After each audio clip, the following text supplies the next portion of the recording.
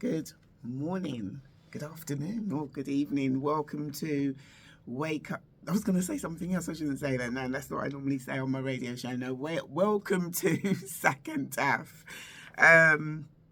Last week I came and I shared with you a little bit more about the book, my book, A Sacrifice of a Lifetime, but I'd left the book behind. And I was reflecting on maybe, that's supposed to happen for me to not always read from the book, but reflect from it. And then maybe the following week, either go over what I've reflected upon in a little bit more detail or just continue. So basically, I will reflect upon or go over a little bit more in detail what I've actually written in the book, because last week it was just me reflecting upon it and see where we get to. I've actually got part 2 on me. I luckily found part 2, so I'll show you what part 2 looks like. So basically we've got here how I shared about Rebecca, how she's getting on in college. Certain things have occurred and it's upset her, but she's strengthened up now a lot quicker than before because she's basically gone through similar, and it's not as bad, but I think because of what she's gone through, it's because of what she's gone through, it feels as though the situation is bigger than it really is. But at the time when you're going through it, it still is a big thing, sort of like having a few problems with the pupils, maybe doing something behind her back and this, what have you. But because of the issues that she's gone through before, it is very sort of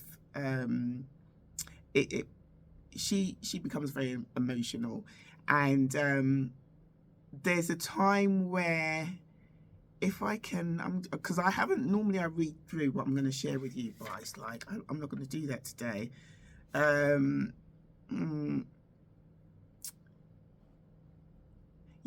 was a time where she had problems with 2 of the teachers. It wasn't really a problem. It was this thing that she found sometimes they would do, or it happened I think it only happened once, as regards to her history and her biology teacher. So in contrast to geography, Rebecca loved her history classes. Mr. Walsh was a wonderful teacher who thoroughly enjoyed the subject he taught. She could sense he was totally committed to his specialist subject and thought it played a major part in his life, and perhaps even made his life complete. So his own enjoyment of the subject brushed off on Rebecca, who listened intently to everything he said. So history became one of her favourite subjects, and to this day, totally love history. Totally love it. So Mr. Walsh seemed to take a special interest in her. Often when she was making notes or of what he was saying, she could feel his deep brown eyes penetrating her. Whenever she took a sideways glance at him, he seemed to be staring at her. At first, she took no notice and then pretended that the only thing she could see was the paper on which she was writing. However, she could not understand what Mr. Walsh was so fascinating. Was so fascinating. I don't know what I'm right. This is why this book needs to be edited, even though it was edited, but obviously not properly. She was sort of trying to figure out what was the issue. He was probably just keeping an eye on her. She might have been imagining it, but one lunchtime, Hayley remarks, that's one of her good friends there in the college that she's made, remarked with a smile on her face, "Mr. Walsh looks at you when you're not looking." With no expression, Rebecca said, "Does he?" Still grinning, Hayley said, "Yeah, he just sits there and looks at you." Didn't know what she was talking about. I knew he did that, but it's the way that she was smiling. Rebecca sort of she wasn't, comprehending anything. She couldn't, So Rebecca remained silent. She could not understand what Hayley meant or why she found it so funny. From then on, nothing more was said about the subject. So one Thursday morning, there was a double period of history. The pupils were taking dictation from Mr. Walsh. When the door opened, Mr. Corduroy stood in the entrance. Mr. Corduroy is the biology teacher. And I remember it, as if it was yesterday, but, it doesn't sort of like reside in my head, but it's just, when you have a memory and you just remember stuff. So So he stood in the entrance. "You don't happen to know where Mr. Standen is, do you?" he inquired. The question, of course, was put to Mr. Walsh, but it appeared to Rebecca that Mr. Corduroy was staring at her with an enormous grin on his face before transferring his gaze to her teacher, Mr. Walsh. "Yes." "So no," replied Mr. Walsh, with a grin on his face too. Mr. Corduroy quickly disappeared, leaving Rebecca totally confused and upset, because now she's thinking that they're also, making fun of her. This is what she's thinking. So she was so used to some of the fellow pupils making fun of her, but she could not believe that she could experience the same behaviour from the teachers. Feeling angry and defenceless, she subsided into her inner self. After the lesson had ended, she left the premises. She was so disheartened that she decided to miss her afternoon lesson, so she bought some confectionery to console herself and caught a train into town. I remember being on that train, and I remember it, yeah, so she had nothing particular in mind to do. So she took the first train that came along. It was going to Victoria Station. She sat munching some crisps as she gazed out of the window at the little houses with small box-like back gardens containing children's bicycles and toys, or washing on the line. The weather was beautiful, the sun was shining, the sky was blue. She could have been at peace with the world. Instead, she looked down in anguish at the track and registered the speed of the train. It was as though something in her mind was telling her to open the door and jump out. It could be over in a few seconds. She looked at the door and then at the handle, then back at the track. The sound of the speeding train seemed to be speaking to her. "Jump, Rebecca, jump. Rebecca, jump. Rebecca, jump. Jump out of the train and end your misery. You're happier if you were dead. Open the door and jump." With a conscious effort, Rebecca took her eyes away from the track and slowly erased this thought from her mind. The train finally reached Victoria. She stayed where she was and waited for it to make the return journey, for she knew that it would stop at Thornton Heath near her home. On her return, she spent the rest of the afternoon listening to music and watching television. The following morning, Mr. and Mrs. Rebecca Coo received a letter from the college informing them that their daughter had been absent from the previous afternoon. Her parents asked her for an explanation, and she told them she had felt unwell and had to return home, but had forgotten to tell the teacher. She was furious that a letter should have gone to her parents for such a trivial reason. Each time the college sent a letter to the parents of the pupil, they made a charge of 25 pence. And as soon as she got there, Rebecca marched angrily into the administrative office and banged 25 pence onto the secretary's desk. "There's your 25 pence for the letter you sent my parents yesterday," she shouted. The secretary looked completely astounded by this behaviour and did not know what to do or say. She was not alone in the office. In fact, Mr. Corduroy was standing by one of the filing cabinets. Rebecca said nothing more, left the room, went straight upstairs to her classroom and sat down. Within minutes, Mr. Corduroy made an appearance. He looked directly at Rebecca and said, "I want you to go straight downstairs to the office now and to see Mr. Stanston." The other students wondered what was going on. They had never heard Mr. Corduroy speak so sternly. Rebecca left the class and returned to the office where the headmaster was waiting for her. The secretary's eyes flickered, but she lowered her head and carried on typing. "Come through to my room," said Mr. Stansted in his deep, authoritative voice. Rebecca followed him. "You have no right to treat my secretary like you did," he told her.